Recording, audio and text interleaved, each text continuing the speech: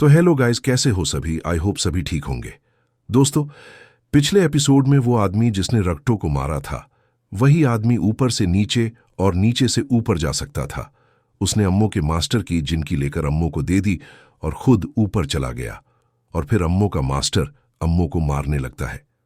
तो दोस्तों, अब अम्मो क्या करने वाली है ये देखने के लिए देखते हैं गाचियाकुटा एपिसोड 14। तो बिना देरी के शुरू करते हैं आज का एपिसोड 14। एपिसोड की शुरुआत में हमें प्रेजेंट का सीन दिखाया जाता है। इंजन और रूडो भी अंदर आ जाते हैं। तब फॉलो बोलता है, रूडो तुम इतनी देर से कहां थे? वो लड़की बात कर रही है उस जानकारी के बारे में जो तुम्हें चाहिए। तभी फिर से हमें अम्मो के पास्ट का वही सीन दिखाया जाता है जहां पिछले एपिसोड में छोड़ा था। फिर अम्मो वहां जिनकी का इस्तेमाल करके उस आदमी को दूर कर देती है। तब वो आदमी कहता है, क्यों?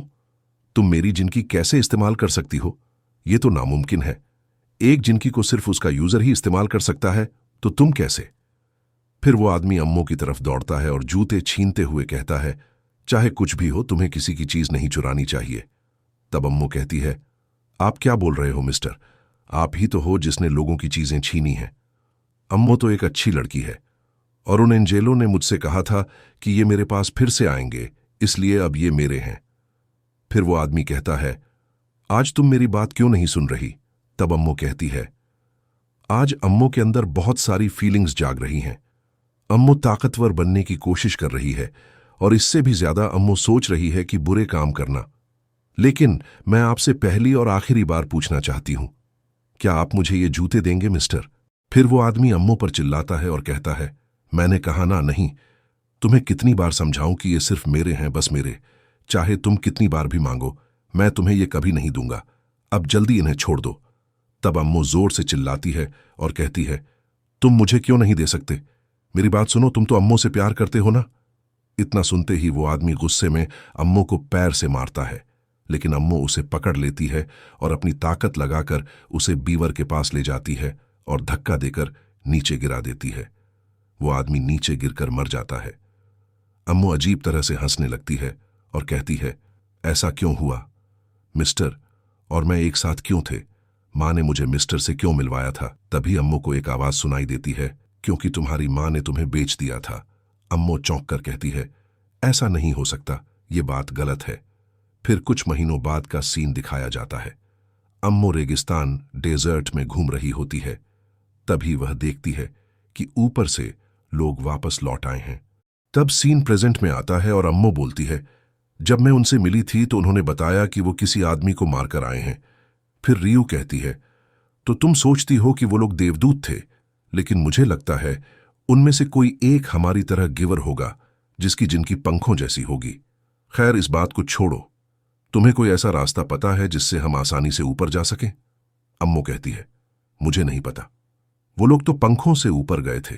इंजन पूछता है, मिस, क्या आपको याद है वो वापस कब आए थे? अम्मो जवाब देती है, करीब 1 महीने पहले। फिर इंजन रूडो से कहता है, तुम भी तो 1 महीने पहले ही यहां आए थे रूडो। रूडो मुस्कुराते हुए अम्मो के पास जाता है। अम्मो जमीन पर उस आदमी का चेहरा बनाती है। उसे देखकर रूडो कहता है, तो वो ये था, ये ऊपर गया था और अब वापस भी आ चुका है। और हां, वो 2 लोग थे।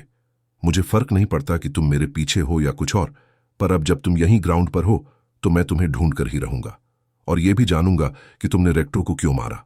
फिर वो डरावने अंदाज में हंसता है और अम्मो को थैंक यू कहता है। वो सोचता है, मैं तुम्हारी कब्र बनाऊंगा, ठीक रेक्टो की कब्र के सामने। अम्मो रोने लगती है और कहती है, तो तुम भी मेरी तरह हो। मुझे पता है अकेले रहने का दर्द। जब से मिस्टर मरे हैं मुझे बहुत अकेलापन महसूस होता है। मैं भी किसी के साथ रहना चाहती हूं, लेकिन मुझे ये डेजर्ट छोड़ने में बहुत डर लगता है। इसलिए जो लोग डेजर्ट में आते हैं मैं उन्हें यहीं रोक लेती हूं। अम्मो कहती है, रूडो, अगर तुम मुझसे माफी मांगने आए हो तो रहने दो। इसकी कोई जरूरत नहीं है, क्योंकि हम सब एक जैसे हैं। हम सब बस एक दूसरे को चोट ही पहुंचा सकते हैं। इस दुनिया को कभी बदला नहीं जा सकता। रूडो बैठ जाता है और कहता है, तो चलो अब मिलकर इस दुनिया को बदलते हैं। मुझे नहीं पता ये कैसे होगा, लेकिन हम साथ मिलकर करेंगे। पर तुम्हें फैसला अभी करना होगा। सीन कटता है और हम देखते हैं कि सब घर से बाहर आ चुके हैं। रूडो पूछता है, तो क्या तुम सच में हमारे साथ नहीं आना चाहती? अम्मू जवाब देती है, नहीं, मैं कुछ दिन यहीं रहकर अपना मन शांत करना चाहती हूं, लेकिन अगर तुम चाहो तो हम समय समय पर बात कर सकते हैं। वो छोकर से बात करने की ओर इशारा करती है। तभी डेलमोन कहता है, तो चलो अब चलते हैं। इंजन कहता है, हम जल्दी ही फिर मिलने आएंगे अम्मू। और रूडो कहता है, तो फिर मिलते हैं। फिर सब वहां से निकल जाते हैं। सब गाड़ी में बैठते हैं और इंजन बोलता है, अम्मू को नहीं पता कि ऊपर कैसे जाया जाए, लेकिन मुझे खुशी है कि हमें कम से कम ये तो पता चला कि वो 2 आदमी ऊपर गए थे और रूडो के निशान जैसी एक और जिनकी है। तभी रियू कहती है, कहीं वो जूते उसी सीरीज में से एक तो नहीं जिसके बारे में उस वेंडल्स के मेंबर ने बताया था। फिर सीन अम्मू पर आता है। वो सोच रही होती है, वो स्वर्गदूत, मुझे उनसे एक बार फिर मिलना है। तभी गेट पर उसे एक परछाई दिखती है। वो चौंक कर पीछे मुड़ती है। हमें कोई नजर नहीं आता, लेकिन अम्मू की आवाज सुनाई देती है, तुम कौन हो? तुम क्या कर रहे हो? अगले ही पल उसके बाल जमीन पर गिरे दिखाई जाते हैं और तभी कोई आवाज आती है। मैं इतना गुस्से में था कि मैंने उसे पंच मार दिया। मुझे तो पहले ही लगा था कि वो एंजल बास्टर्ड यहीं नीचे होंगे। फिर हमें पता चलता है कि वो जैबर है। वो कहता है, लेकिन अच्छा हुआ, मुझे एक चीज तो मिल ही गई। फिर हमें कुछ समय बाद का सीन दिखाया जाता है। रूडो बोलता है, इंजन, हमेशा तुम ही क्यों गाड़ी चलाते हो? तब इंजन जवाब देता है, क्योंकि अगर कोई और चलाता तो अब तक सो चुका होता, और ग्रीस की ड्राइविंग तो बहुत खतरनाक है। ये सब इतने नींद में हैं कि अगर हम चट्टानों से नीचे भी गिर जाएं तो इन्हें कोई फर्क नहीं पड़ेगा। इसके बाद इंजन गाड़ी की स्पीड बढ़ा देता है और एक चट्टान के ऊपर से गाड़ी को जंप कराता है। सब अचानक जाग जाते हैं और रियू के पैर में चोट लग जाती है। वह गुस्से में कहती है, तुम गाड़ी ऐसे क्यों चला रहे हो इंजन? इंजन शांत स्वर में बोलता है, इसमें मेरी कोई गलती नहीं है, ये इलाके की गलती है। फिर रूडो कहता है, लगता है रेमलिन की जिनकी का जादू छोटी मोटी चोटों को ठीक नहीं करता। रियू पूछती है, क्या रेमलिन का जादू तभी काम करता है जब हम मरने वाले होते हैं? इंजन जवाब देता है, कोई बात नहीं, हम वैसे भी टाउन के करीब हैं, चलो डॉक्टर से जांच करवा लेते हैं। इसके बाद वे टाउन में पहुंचते हैं और गाड़ी से उतरते हैं, लेकिन रूडो बहुत ही चौंक जाता है। वह कहता है, ये जगह मैं पहले भी यहां आ चुका हूं, और आप हमें जिस डॉक्टर के पास ले जा रहे हो, कहीं वो वही तो नहीं? तभी हमें वही लेडी डॉक्टर दिखाई देती है। वो गुस्से में चिल्लाती है, अभी ज्यादा समय नहीं हुआ है, और बताओ तुम्हें क्या काम है? मैं अभी एक काम में बिजी हूं। वहीं उसके पास बैठा एक आदमी बोल उठता है, तुम बहुत शोर कर रही हो बूढ़ी औरत, क्या तुम शांति से मेरा इलाज नहीं कर सकती? उस औरत का गुस्सा और बढ़ जाता है और वो कहती है, शोर मैं नहीं कर रही, तुम कर रहे हो, और अगर मेरे घर में आए हो तो चुप रहो और मुझे तुम्हारा इलाज करने दो। यह देख रूडो हंसते हुए कहता है, ये औरत अभी भी पहले जैसी ही है। फिर औरत बोलती है, अरे मुझे याद आया, आज मेरे पोता पोती भी आने वाले हैं और तुम्हारा इलाज भी हो चुका है, इसलिए अब ज्यादा शोर मत मचाओ, जो देना है दो और यहां से निकलो। तब वो आदमी गुस्से में बोलता है, मैं यहां कभी वापस नहीं आऊंगा क्योंकि तुम बहुत खराब इंसान हो, और फिर वो वहां से चला जाता है। तब इंजन कहता है, इसीलिए तुम्हारे पास कोई मरीज नहीं आता। औरत जवाब देती है, मैं ऐसे लोगों के लिए खुद को नहीं बदलूंगी जो हर वक्त शिकायत ही करते रहते हैं। इसके बाद रियू और झांका आपस में धीरे से बात करते हैं। जब भी हम इस जगह के आसपास आते हैं, इंजन यहां जरूर चला आता है। लगता है उसे इस औरत जैसे लोग पसंद हैं। तभी अचानक कमरे का दूसरा दरवाजा खुलता है और अंदर से आवाज आती है, दादी माँ, ये मिठाई का स्वाद तो बहुत खराब है, और गाइस, हमने इस लड़के को पहले भी एनिमी में देखा है। यही वो है जिसने रूडो का चेहरा बनाया था, लेकिन मुझे इसका नाम याद नहीं है। अगर आपको पता है तो कमेंट में जरूर बताना। तो अब आगे देखते हैं।